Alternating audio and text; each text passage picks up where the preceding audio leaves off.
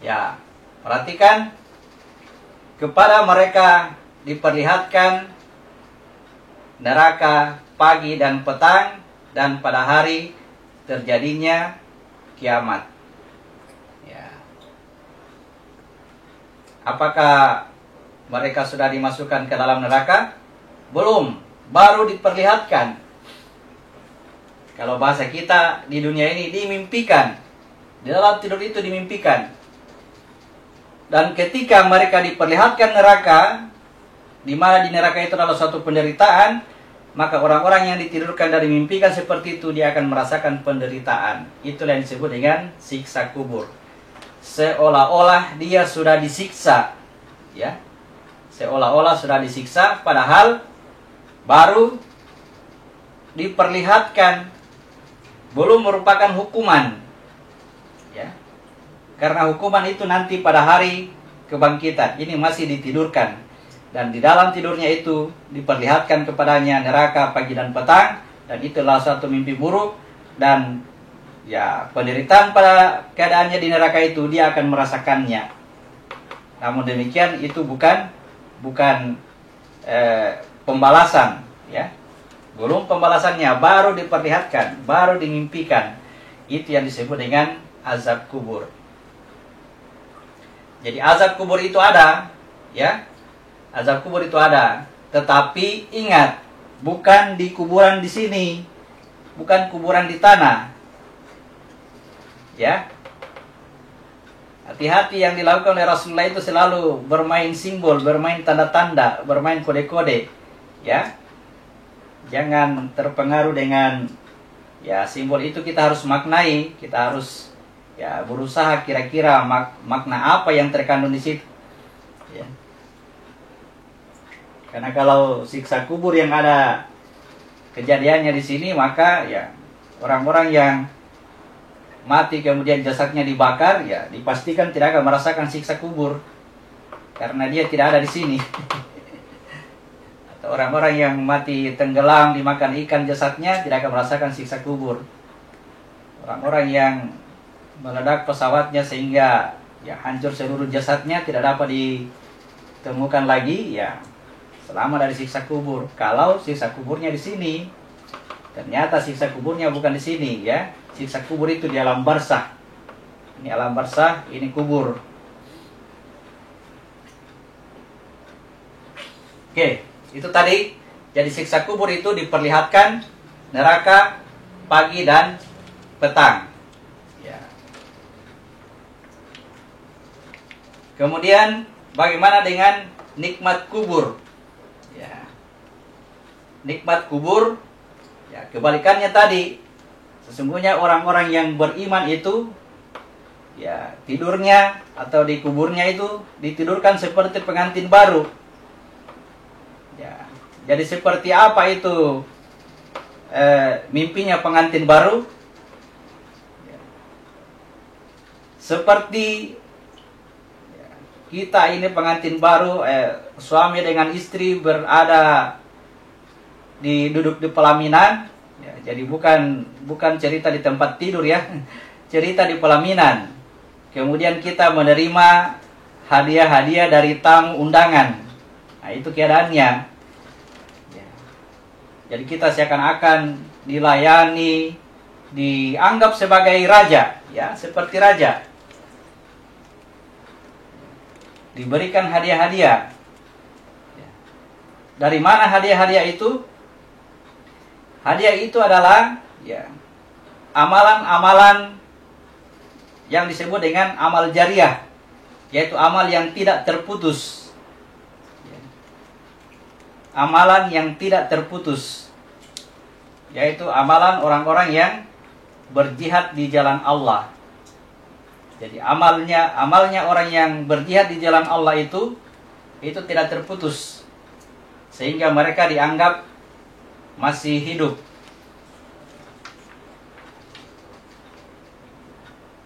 Kita baca surat kedua ayat 154. Surat kedua ayat 154.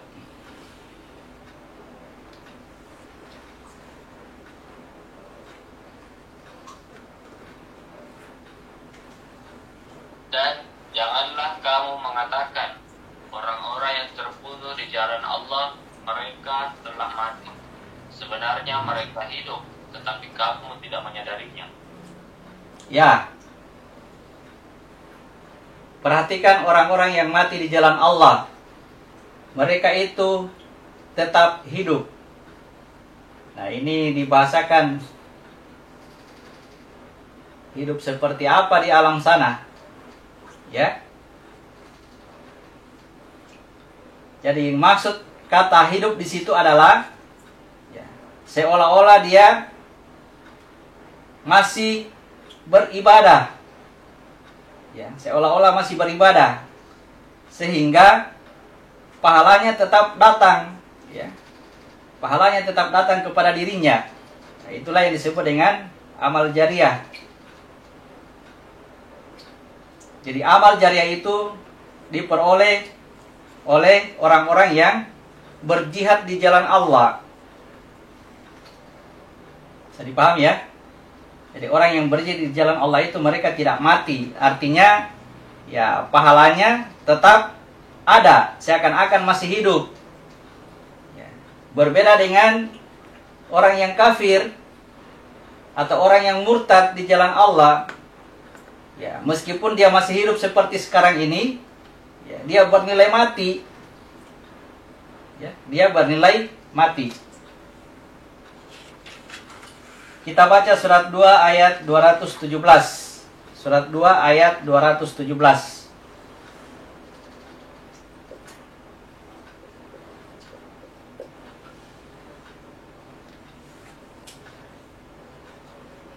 Mereka bertanya kepadamu Muhammad tentang berperang pada bulan haram. Katakanlah, berperang dalam bulan itu adalah dosa besar. Tetapi menghalangi orang dari jalan Allah, ingkar kepadanya, menghalangi orang masuk Masjidil Haram, dan mengusir penduduk dari sekitarnya, lebih besar dosanya dalam pandangan Allah. Sedangkan fitnah lebih kejam daripada pembunuhan. Mereka tidak akan berhenti memerangi kamu sampai kamu murtad dari agamamu. Jika mereka sanggup, barang siapa murtad di antara kamu dari agamanya, lalu dia mati dalam kekafiran, maka mereka itu sia-sia amalnya di dunia dan di akhirat. Dan mereka itulah penghuni neraka. Mereka kekal di dalamnya. Ya, perhatikan kalimat terakhir itu. Barang siapa yang murtad di antara kamu dari agamanya, kalau hadis Nabi mengatakan orang yang murtad itu dihukum mati. Orang yang murtad ya mendapat hukuman mati. Kalau kita tidak memahami kata-kata ini, ya kita enak saja mencari orang-orang yang keluar dari agama Islam secara KTP, kemudian kita eksekusi mati. Padahal bukan itu maksudnya, ya. Islam ini tidak bisa diukur dengan KTP masing-masing. Ya. Keislaman seseorang dalam dirinya tidak bisa diketahui. Ya. Kita tidak bisa mengetahui orang lain itu Islam atau tidak, murtad atau tidak. Bagi orang yang murtad mendapat hukuman mati, artinya sia-sia amal perbuatannya. Meskipun dia melakukan kebaikan, kebaikannya itu tidak bermanfaat baginya. Kenapa demikian? Karena dia kafir, dia ingkar, dia mengakui segala perbuatan kebaikannya.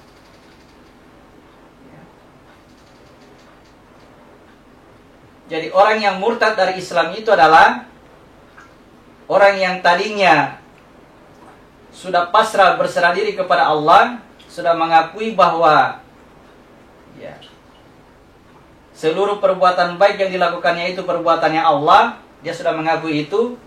Namun tiba-tiba kemudian suatu ketika dia ya mengakui suatu perbuatan baik, nah itu disebut dengan murtad, keluar dari Islam. Sehingga disebutlah dia hukuman mati, artinya ya amalannya sia-sia. Sia-sia amalannya di dunia dan di akhirat, bahasa ayatnya ya. Nah, itu yang disebut dengan hukuman mati, bukan dieksekusi mati, kasihan. Eksekusi mati. Ini banyak sekali di Indonesia ini yang cari-cari orang murtad untuk dieksekusi mati. Ini harus disampaikan kepada mereka-mereka ini ya. Jadi murtad itu artinya ya sia-sia amal perbuatan kita. Ya. Berbeda dengan jihad. Kalau berjihad, ya meskipun orangnya sudah mati, dia bernilai hidup. Kalau orang murtad, meskipun dia hidup, dia bernilai mati. Bisa dipahami ya? Nah, jadi yang berjihad tetap hidup, ya, artinya dia masih mendapatkan pahala-pahala amalannya meskipun dia telah mati. Sekarang pertanyaannya, pahala-pahala apa yang didapatkan mereka ini? Ya, itu dijelaskan dalam hadis Nabi. Seluruh amal perbuatan manusia itu terputus ketika matinya, kecuali 3. Ya. Yang pertama, anak yang soleh. Yang kedua, ilmu yang bermanfaat. Yang ketiga, harta yang dinafkahkan. Jadi, seorang yang berjuang untuk berupaya agar anaknya mendapatkan menjadi anak yang soleh, maka dia telah berjihad di jalan Allah. Seorang yang menuntut ilmu, lalu kemudian ilmu itu menjadi dimanfaatkan atau bermanfaat bagi masyarakat sekitarnya, maka dia telah berjihad di jalan Allah. Orang-orang yang bekerja keras, mencari nafkah, mencari harta, lalu dengan hartanya dia bisa membantu orang lain yang tidak mampu bekerja, maka dia telah berjihad di jalan Allah. Jadi jihad yang sebenarnya itu adalah berusaha untuk menjadikan anaknya menjadi anak soleh. Yang kedua, mencari ilmu dengan sungguh-sungguh, kemudian diajarkan kepada orang lain. Yang ketiga, mencari harta sebanyak-banyaknya, lalu kemudian digunakan untuk menolong orang lain yang tidak mampu mencari. Itulah orang-orang yang berjihad di jalan Allah, dan itulah jihad yang sebenar-benarnya. Ya. Jadi jangan lagi berpikir jihad itu membunuh orang, tidak. Boleh memaknai membunuh orang, tetapi yang dimaksud itu adalah diri kita sendiri. Ya. Harus bunuh diri. Karena kenapa? Karena anak yang soleh, ilmu yang bermanfaat, harta yang banyak tidak akan ada gunanya ketika kita mengaku-mengaku melakukan kebaikan. Ya, terputuslah itu karena kita tidak bunuh diri. Kita masih mengaku-mengaku, kita tidak meniadakan aku. Oke. Jadi jihad yang sebenarnya, kita baca dulu surat 29 ayat 6. Surat 29 ayat 6.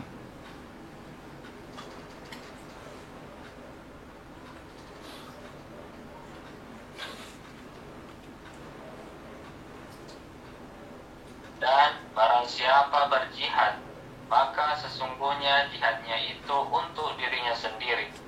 Sungguh Allah Maha Kaya, tidak memerlukan sesuatu dari seluruh alam. Ya, jadi jihad itu untuk diri sendiri, ya. Bukan untuk mempertahankan agama. Bukan untuk membela negara, ya. Jihad itu untuk diri kita sendiri, ya. Jadi yang dijihadkan adalah aku, ego. Sehingga ketika kita ditugaskan untuk membela negara, ya, hilangkan dulu aku, supaya tidak ada niat untuk bisa disebut sebagai pahlawan. Karena kalau kita membela negara dengan niat supaya bisa disebut sebagai pahlawan, maka sia-sialah amalan itu. Kalau kita membela agama supaya dianggap sebagai orang yang paling berjasa dalam pembelaan agama, maka ya sia-sialah itu amalan. Jadi yang pertama dijihadkan itu adalah bunuh dirimu. Ya, bunuh diri artinya jangan ada aku-aku ketika terjadi kebaikan, ketika kita melakukan kebaikan.